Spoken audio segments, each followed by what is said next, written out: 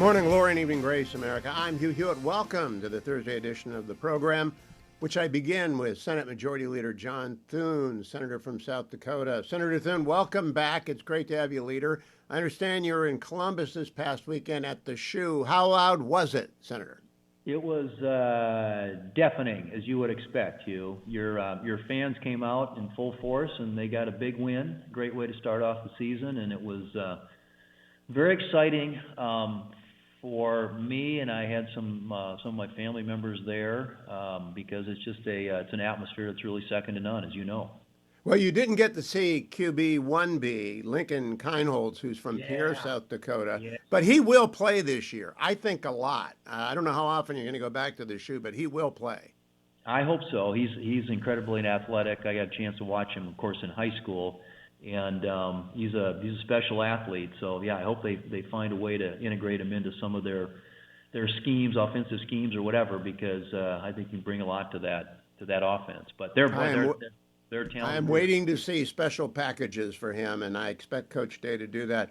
Now, Leader Thune, I want to get to the important stuff. I watched your press conference after the conference meeting yesterday.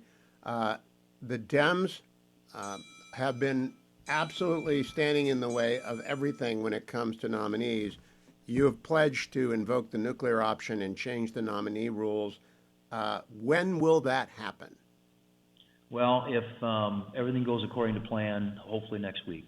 I think we're, as you would expect, Hugh, as we've kind of shopped these ideas around about how to do this in a way that actually helps us clear the backlog and creates a way for us to confirm the rest of Trump's administration, President Trump's administration. We got to figure out how to make sure we've got the votes to move it, and so we've been having those conversations here, and I hope that we get to a spot where we're ready to move, and if things go according to plan, I think we get on that next week. Now, is that a Tuesday, a Wednesday, or a Thursday next week, Senator? I think it starts early in the week. My hope would be that we're on it Monday or Tuesday. It's going to take a little while because these things all have. Anytime you're talking about some of the changes that we're contemplating here, it takes some time to work it through the process. But we're intent. We know this has got to be fixed. The Democrats have created this problem. Chuck Schumer, but prior to Chuck Schumer, this was always done in a way where if you had some of the the lower level nominees in the administration, those were all handled by it voted in block. I mean, they were packaged, they were grouped.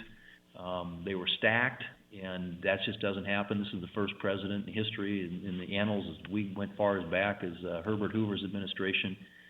There hasn't been one president, with the exception of Trump, who at this point in his presidency hasn't had at least one nominee clear by unanimous consent or voice vote. It is unprecedented what they're doing. It's got to be stopped. The president deserves his team, and that's what the American people voted for, and we intend to deliver it. I did my research. I want the audience to know what I'm working off of. In the 101st Congress, which was H.W. Bush's Congress, 817 civilian nominees received confirmation by unanimous consent voice vote. Under President Clinton, it was 1,100. In the 107th Congress for W, it was 911. In the 111th Congress for President Obama, it was 856. In the 115th Congress for President Trump's first term, it was 533. In the 117th Congress for President Biden, it was 530. This Congress, zero. Not one unanimous consent voice vote for a civilian nominee. The inverse of that, total Senate votes by year. 217, there are 187 Senate votes, 218, 200, 219, 262, 220, 157, 221, 358, 222, 325, 2023, 212, 2024, 230. Thus far in 2025, there have been 500 votes. What's that tell us, those two sets of data that I just gave us, Senator? That the Democrats are engaging in record obstruction. I mean, we've been in more hours, more days, cast more votes than any Congress in certainly modern history, Hugh, and I think it's indicative of just the political environment. I mean, Chuck Schumer and the far left, this is Elizabeth Warren, it's Bernie Sanders, it's Chris Murphy, it's Cory Booker. They have decided to just virtually shut down anything that this president wants to accomplish and try and use the floor, the Senate floor, to delay and block and obstruct. And it is, as I've said, Trump derangement syndrome on steroids here in the United States Senate. It can't be, this just can't continue. We can't function as a government in this country unless the president is able to get his people in place. So it starts there. I mean, they're doing it on everything, but these nominees, you just pointed it out. I mean, you can't argue with the data. It's just absolutely crystal clear what they're up to, and that is to try and completely put roadblocks up and stop the Trump agenda. The American people voted for the president. They voted for him to have his team in place. And it also prevents us from doing other work. I mean, all the other things that we need to do around here, we're spending 2/3 of our time on personnel. I mean, think about that. The United States Senate is spending 2/3 of its time on human resources. Well, there are between 1,200 and 1,400 positions that require the advice and consent of the Senate, and I believe you've been able to act on 135 of those thus far. I want to get to the particulars, but first, a little history. You're going to have to use the nuclear option. The Senate is a continuing body, so to change the rules is a big deal, and that means a continuing body, only a third of it comes in every 2 years, 2/3 of it are not new, and they have a rules package. Normally it's never amended, but Harry Reid, the late majority leader from Nevada, a Democrat, invoked the so-called nuclear option to change Senate rules by a simple majority on November 21st, 2013, for all nominees except Supreme Court nominees. Your predecessor in the Republican job, Leader McConnell, used the Reid Rule, the Reid precedent, on April 6, 2017 to extend the Reid Rule and the Reid precedent to Supreme Court nominees. Now you're going to invoke the nuclear option to change the Senate rules to do what, Senator Thune? Well, I mean, we have to reform a broken system. You use the analysis that you provided, the data you provided earlier in terms of votes and time spent, time wasted doing nominations. This is historic. This has never happened before. In the past, both Republican and Democrat Senates, in the way that they treated both Republican and Democrat presidencies, as you point out, is that a lot of these lower-level nominees in various agencies and departments of our government were handled by unanimous consent. People just agreed. These are people that the president needs his team in place. So the level of obstruction is historic. We've got to reform a broken system, and so what we intend to do is to allow to happen what has happened up until now, just the old-fashioned way, by unanimous consent, where we take a block of these noms and approve them in block as opposed to having them to vote on them. First, you've got the way the Democrats are doing it right now. They force you to file cloture, which I've had to do endlessly. Then you have to have an intervening day. Then you have to invoke cloture. That's a motion to proceed vote. And then you have another intervening time period. And then you have a final vote. So we've exercised that, as you pointed out, 135 times already. But we have 300 nominees in the pipeline, either out of committee or coming through the process right now. Between now and the end of the year, to get them confirmed, and by the way, if they aren't confirmed by the end of the year, they go back and the administration has to resubmit them all over again. That would be 600 votes. And you said we've already had 500 votes, and we've been here more than any other Senate in history. So this can't continue. There is no way the American people deserve better than this. And the Democrats here in Washington have moved so far to the left in terms of who's, it's the tail wagging the dog, and I don't think Chuck Schumer has any control of his conference anymore. It's the far left that's driving this, and they aren't going to let this president have any wins on anything, and they're going to do everything they can to drag it out. So we've got to reform a broken process, and the way that we intend to do it is to get back to the way this was done prior to Chuck Schumer's Senate. Now, Leader Thune, I've been doing this long enough. I was around when then Senate Majority Leader Bill Frist was going to use the nuclear option in 2005 because of an unprecedented Democratic blockade of George W. Bush's judges. And we got right up to the line to pulling the trigger, and 7 Republicans defected, and the Gang of 14 upended it. They sacrificed Miguel Estrada and other fine nominees like Carolyn Kuhl on the altar of Democratic appeasement. Are you certain of your conference? Are they going to support you in the nuclear option? Well, we are doing everything we can right now, Hugh, to shore up, to make sure we've got the votes to execute on this, because, and that's obviously, that's a fair question. We're trying to confirm that. We've laid out the reasons why. I don't think there's any question. People acknowledge that this is a problem that has to be fixed. We can't continue like this. This is not, the Senate cannot do its work, is not going to be able to function as an institution unless we make some changes.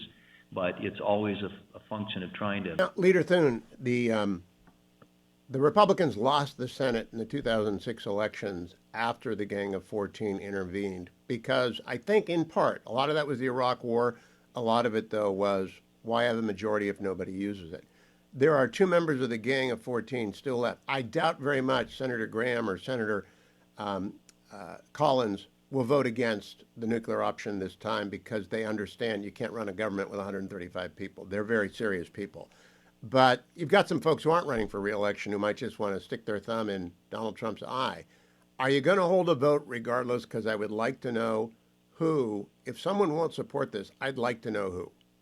Yeah, well, and you'll get that opportunity because I don't think we have any choice. We've got to move forward. I mean, the other alternative, as you know, and this is also I put this out there as a viable alternative. If in the event we don't have the votes to do it this way, there's always recess appointments. That also takes 51 votes because you have to adjourn the Senate, and there are some people who would, I'm sure some who would object to that option. But I think if you look at the alternatives that are in front of us right now, the best way to do this is to change the Senate, reform the Senate rules in a way that enables the United States Senate and the President to get their people in place. I mean, I think that's, again, the American people, when they cast their votes last November, had an expectation that the President was going to be able to assemble a team to execute on the agenda that they voted for. And he is a duly elected President. He deserves to have his team in place. This obstructionist Senate is using the delaying, blocking tactics in ways that have never been done before. And in time I've been here and watched this, and like all the history that we compiled going back decades, never been done before. And so we've got to deliver. And we've got to make sure we got the votes to do that. But I think our folks realize that we don't have many options here. Now, Senator Thune, I would approve of carving out judicial nominees for the same standard that is currently in place. Those are lifetime appointments. I understand going on a lifetime appointment, going as long as it takes and getting 30 hours of debate or whatever it is, 2 hours of debate. It depends on what job they're up for.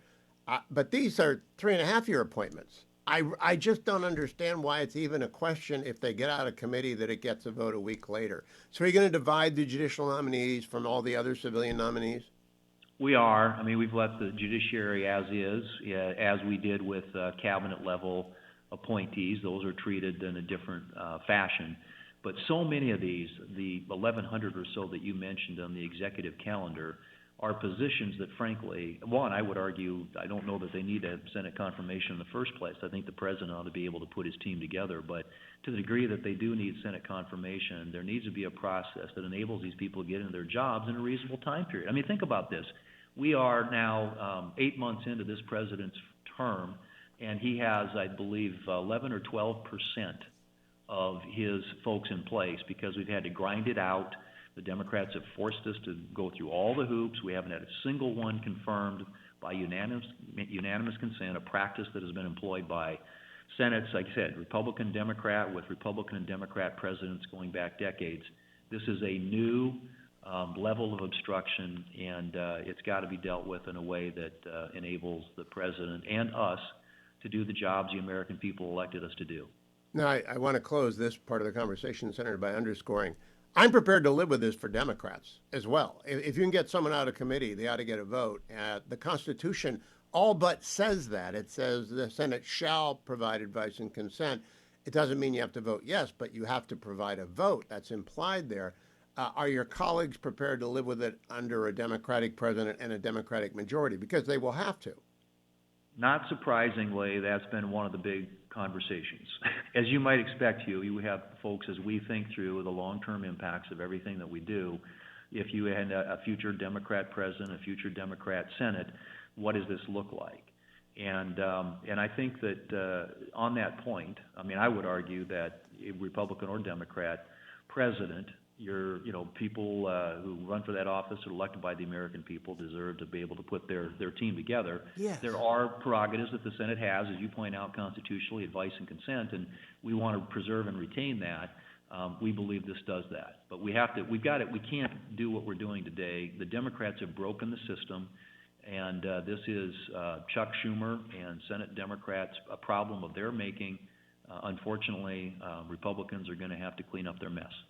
Now, I understand you can't say one way or the other. I'm just putting it in your ear. Please force a vote on these changes, because I want to know who among the Republicans is not really understanding their constitutional duty or their debt to the party. And that's fine. Let the chips lie where they may. But I want to know. The Gang of 14, we had the names, and the argument, we lost the Senate thereafter, having done that. Last question, Senator. The Schumer shutdown is in the offing. I can't believe he's going to do this. Are there any moves by the Democrats to prevent a government shutdown, or do they want one? I think that they see it, politically advantageous to have the government shut down, because I think historically they always perceive, at least, that the president, party in power, is often blamed for that. But I honestly think if we have done our jobs right, I think we met with the Speaker yesterday, and I'm meeting later today with the President and the White House there are a number of things we're going to cover, including nominations. But I think, too, this question of funding the government and whether or not the Democrats who are trying to shut it down, I think that'll be clear. If serious people could be heard, it would be louder than the Ohio State Stadium last Saturday. Senator Thune, they would be saying, go for the nuclear option, break the logjam, get the government staffed. And if Senator Schumer wants to shut down the government, leave it on him. Thank you for joining me, Majority Leader Thune. Come back after Monday or Tuesday, whenever the vote is. I appreciate it. Will do. Sounds good. Thank you. Go Buckeyes. Go Buckeyes.